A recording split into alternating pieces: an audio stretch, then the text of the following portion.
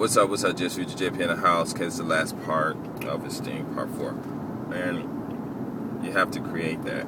So, to all you guys out there who say you have low self-esteem, you don't have low self-esteem, is you just don't have anything to do and with the woman other than your fantasies that you make it in your head. And maybe you should stop fantasizing in your head and actually don't even think about it until you're ready to do it, or until you see the woman, and then the woman will create whatever whatever activity there is that's in your head, because if you think about it in your head first, a lot of times you're just gonna blow it because you done already met the girl, went to dinner with her, and she probably fell in love with you. You guys done, made out, did what you did, and everything's all finished. You already went through the whole episode through your head. And once you go through it through your head, your body's already tired, so then your mind's going to relax, and then you ain't going to have anything to say. And then if you do say something, you're going to screw it all up. So don't even think about this stuff, Like, I used to always meet these women, especially in Japan. What are you thinking about? She said, I'm not thinking about anything. And I was like, how can you not think about anything? But now, I really understand that, why fantasize and make up these stories in your head? Like I had made this one video, why make up all these stories in your head when you just don't have to? You got other things that you can think about. And so maybe that's what it is, you're just making up all this stuff. You done already went on your date and had your kids, and you done planned everything out, and you don't, and that's not how it works, it doesn't work like that, and it'll never work like that, So if you want a woman and stuff like that, then you have to be wantable also. And if you want a woman to love you, the way you love them, then you have to how can I say that? Your time, the time, because when to me, all love is just some type of, it's just enjoyment of a time that you have with this one person. So you can go out and see a smile, and that smile will just make you happy. And what you fall in love with is not the person, but it's the feeling that you've gotten from some reaction or some visual stimulation from that person, and then that's what you fall in love with.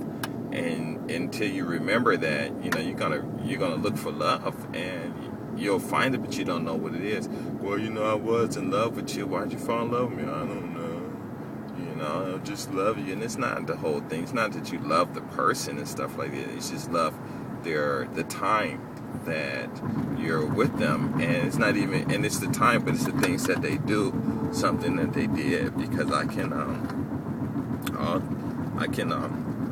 mean, guys that understand this stuff, they driving on the street and just happen to look at a woman next to him, and she'll look at him, and he'll just roll down the window, and say, hey, let's go make love, and she's like, all right, and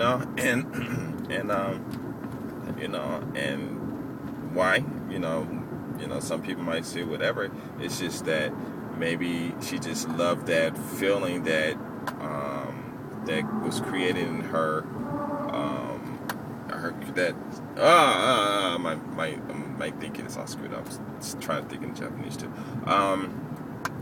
Maybe she just, those words, or maybe the bass that could have been in his voice probably stimulated her physically, and she loved that physical, that stimulation.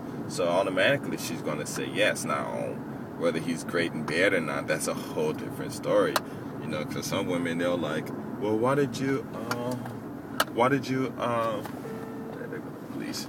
She said, why did you,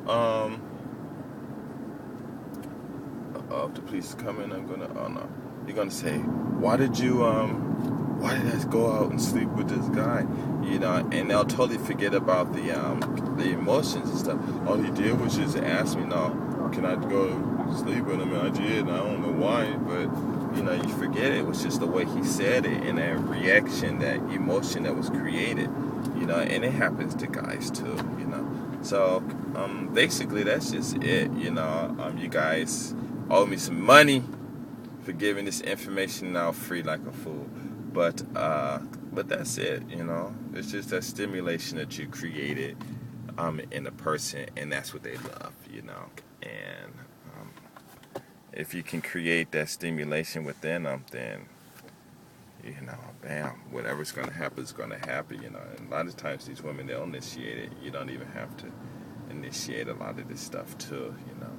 And that's all love is, you know. It's just you love that person for whatever feelings that they have, and that's it, man. That's it, you know. And it can't get any more difficult, more simpler than that. So, and if you don't believe me, you know, just think about it. You know, what made you like this person, and watch. It's just going to be something they did that created some stimulation that was in you that probably hadn't been stimulated in a long time. And you're just like, oh, forget it, you know, this is my chance, I'm going for it, you know. And it's really interesting, and you wonder why people always got their heads in these books, because some of these books, you know, they're really stimulating stuff. You're like, dang, I love this author because this author makes me feel good, you know. Or you can say, oh, this author just really makes my emotions jump and stuff like that. So I think that's about it. You know, it's my view, you know, and I don't know. I mean, like, low self-esteem. Now, I will tell you something. I meant to say, I should have said this in the first video, but I've said it plenty of times in my other videos. When I was 19, I was living in Venice on 5th Avenue, Broadway, 525 Mr. and Mrs. Lee's apartment complex and stuff. I miss them. Rest in peace. And I'll forever have you in my thoughts. And I walked out the house one day, and I was walking to the beach by myself, and I ran into these 6 other guys that I really didn't know, I guess. But a lot of people in Venice knew me, but I really didn't know too many people. Now, I mean, I knew them, but I didn't really hang out with a lot of people. But a couple of those people, you know, I had just met. You know, I don't know why they even spoke to me. It was really strange, you know. And 2 of the guys, or one of the guys, me and his cousin, had gotten into this altercation and stuff. So I don't know how it got all squashed and stuff, but it got really squashed real quick and stuff. And I was just walking down the street, and they're like, "Where you going?" I'm like, "Going to the beach." And they're like, "What you going to the beach for?" And I'm like, "Huh? Well, you know, I want to break my shyness, you know, so I'm just going to talk to all the beautiful women I see." And evidently, they probably didn't believe me, so they just like, "All right, we're going to come." You know, and eventually ended up 7 of us getting to the beach. And I went to the beach, 19 years old, and all the fine, you know, I just talked to all the sisters, you know. And I was just, yo, how you doing? Wow, you so nice. Beautiful, and just talking. And some conversations went on like 10, 15 minutes. Well, not 15 minutes, it's too long. Maybe about a good 10 minutes and stuff like that. It was never one-on-one, which I don't know why. But I guess when people go to the beach, you don't really see too many single people that's going there by themselves. They're always with their friends. So, you know, I talked to this one sister, and she was with a white girl. My friend, she's everyone just standing. And I met some people, these 3 sisters that I knew from Inglewood when I used to live there. And, you know, I was just talking to a whole bunch of women. I think the most I talked to once was 7 sisters, man. They were all bad. I was like, wow. You know, and I would just walk up to her and say, "Hey, how you doing?" Talking, you know, we talking for a while. And then my friends, you know, they just standing kind of like, this is like in the old Venice. So this is like in 1980, maybe 83, I guess, where they had those green bungalows still there. And so they were sitting in there. And my friends were like on the boardwalk, and so I walked, you know, to the bungalows and talking to them. Or those, no, I wouldn't say bungalows, what are those green things, those hut-looking things, whatever. And I just started talking to them. "What's your name?" You know, and it was funny because I was like, "What's your name? What's your name? What's your name? What's your name? What's your name?" "My name's Ralph," and shook all their hands and stuff, right? And we just got to talking to my friends. You know, I'm thinking they're gonna come and start talking to the other 6 girls because it was 7 of us and 7 of them. So I told them, come on, you know, and they came, you know, and they started talking. I introduced everyone. And no one was really talking. Like, come on, you guys just talk, you know, enjoy the conversation. You know, we here, might as well have fun. So, you know, they all started talking and stuff. And me and the girl that I was talking to, you know, it was, I guess she must have been a leader and stuff. And I guess the other girls were like kind of shocked, you know, I even approached her and stuff. And we talked for about a good 5 minutes, 6 minutes or whatever. And all the other guys, you know, they were having fun and stuff. And me and the girl, we